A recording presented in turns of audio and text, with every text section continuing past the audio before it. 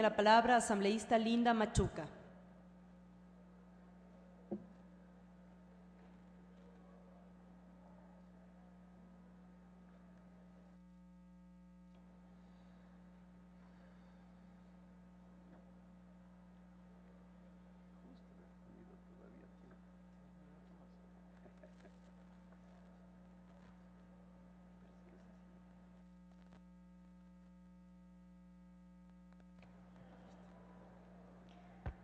Gracias, compañera presidenta. Definitivamente este debate respecto al proyecto de ley orgánica de los Consejos Nacionales para la Igualdad nos trae a la memoria aquel debate que también se dio hace algunos años en Montecristi, cuando con la construcción de la nueva Constitución logramos incorporar varias voces que llegaron precisamente a Montecristi demandando la inclusión. Esos grupos de jóvenes, de mujeres, de indígenas, de los diferentes pueblos y nacionalidades que pedían una incorporación real, que pedían estar presentes en la Constitución y que finalmente lo consiguieron con varios artículos que a lo largo del texto constitucional así lo reflejan. Esos sectores que históricamente fueron denominados los excluidos, los oprimidos, los olvidados, los marginados, tuvieron voz y voto en su momento y pudieron tener entonces la posibilidad de ser representados en el texto constitucional. Y ahí están los jóvenes, las mujeres, como he dicho ya, los pueblos y nacionalidades, pero también los migrantes. Y cuando me refiero a los migrantes, quiero también hacer referencia a este concepto que está incluida en esta propuesta de la ley de los consejos de la igualdad, que son todas las personas en movilidad humana. Y precisamente por eso he pedido la palabra, compañera presidenta, porque en esta propuesta que se nos ha entregado y para el análisis y que consta ya en el primer debate, definitivamente se incluye la presencia de un Consejo de Igualdad al respecto. Sin embargo, veo que hace falta algunas voces que representen a este sector que no fueron recibidas en su momento en la comisión, pero que, como lo ha informado la presidenta de la comisión, estarán presentes en esta siguiente etapa de camino ya hacia el segundo debate. Y esas voces tienen que referirse definitivamente a la necesidad que tienen los diferentes sectores, grupos, colectivos que están involucrados directa e indirectamente con la movilidad humana. Estas personas migrantes de las que he hablado, que dejaron de ser vistas únicamente como remesas en su momento y que pasaron a ser incorporados en la nueva Constitución como sujetos plenos de derecho. Una Constitución que reconoce sus derechos económicos, políticos, culturales y la posibilidad también de que a través de las políticas públicas se den respuestas reales a sus necesidades. El texto de la ley que ahora analizamos definitivamente nos llena de alegría a quienes hemos vivido el hecho migratorio y hemos tenido una representación con este colectivo, porque vemos cómo ya pasamos del texto constitucional a las diferentes leyes que van dando respuestas concretas. La propuesta que hoy analizamos plantea algunos datos, por ejemplo, algunos datos del INEC correspondientes al año 2008 sobre la salida y entrada de ecuatorianos al país. Creo que estos datos no corresponden a la realidad en este momento y por eso me permito citar algunas otras fuentes que existen en este momento, como por ejemplo en lo que tiene que ver con la población de migrantes. Hay un documento que es el Perfil Migratorio del Ecuador del 2011, que lo publica la OIM, la Organización Internacional de las Migraciones, en donde se habla que al final de los 90 salieron de nuestro país entre 1.400.000 y 1.600.000 personas.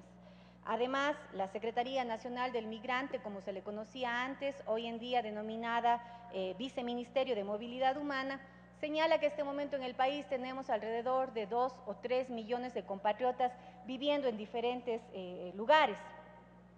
¿Quiénes son estos compatriotas? No podemos olvidar que estamos hablando de una población que mayoritariamente salió por una situación de una migración económica, buscando trabajo, expulsados de un país que en determinado momento les negó oportunidades.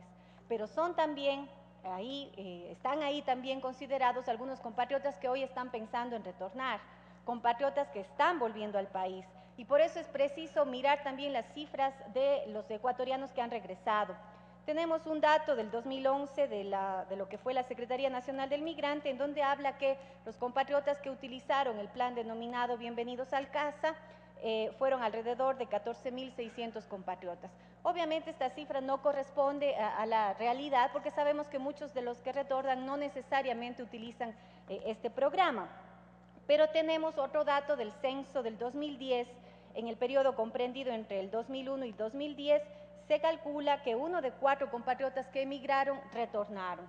Estamos hablando de alrededor de 63.800 compatriotas que están volviendo. Compatriotas que están ya en nuestro país. ¿Y quiénes son?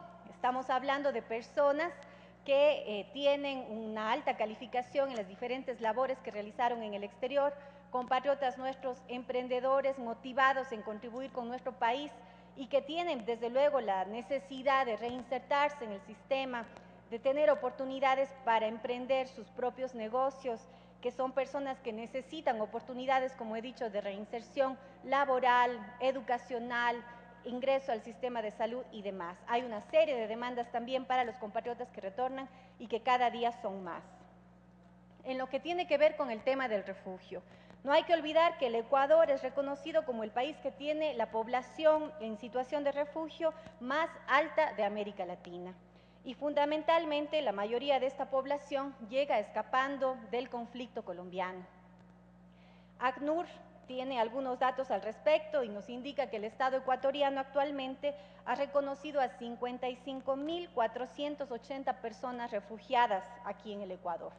El 60% de estas personas viven en el área urbana y el 40% restante permanece cerca de las zonas de frontera.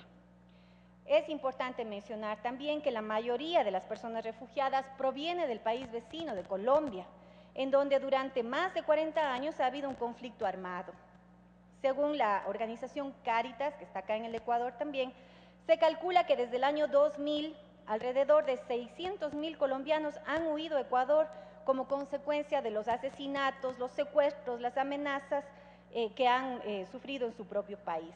La Agencia para Refugiados de la ONU calcula que podría haber más de 130.000 refugiados en Ecuador que aún no se han registrado con las autoridades. Es decir, estamos hablando de cifras importantes que debemos tener en cuenta cuando hablamos del concepto de la movilidad, que incluye, como hemos dicho ya, a todas las personas que por diferentes razones han tenido que desplazarse. Esto es, nuestros compatriotas emigrantes, compatriotas que están retornando, hablemos también de los inmigrantes que hoy en día llegan a nuestro país y desde luego de la situación del refugio que es una realidad en el Ecuador.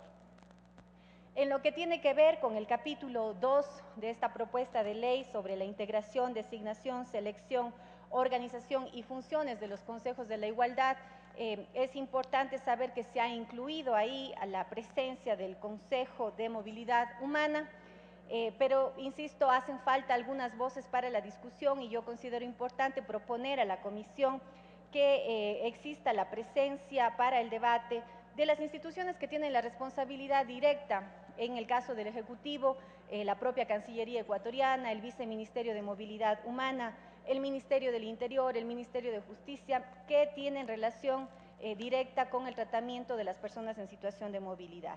También en nuestro país existen organizaciones serias que vienen trabajando con estos temas, que tienen proyectos desarrollados, que tienen estudios, investigaciones aplicadas en nuestro país que pueden aportar con datos frescos, con información renovada para fortalecer esta propuesta. Finalmente, y tal vez las más importantes, las organizaciones sociales conformadas por los propios inmigrantes, por los familiares de las personas migrantes, por los compatriotas retornados, por los refugiados, por las personas que han vivido el hecho migratorio y que tienen mucho que decir y aportar para la construcción de esta ley que está pensada en tratar con igualdad de derechos, en dejar de lado la desigualdad y la exclusión por la misma exclusión que obligó a muchos de estos hermanos ecuatorianos a salir de nuestro país y que hoy en día empieza a dar respuestas con la aplicación directa de políticas públicas que atienda a sus necesidades concretas. Muchas gracias, Presidenta.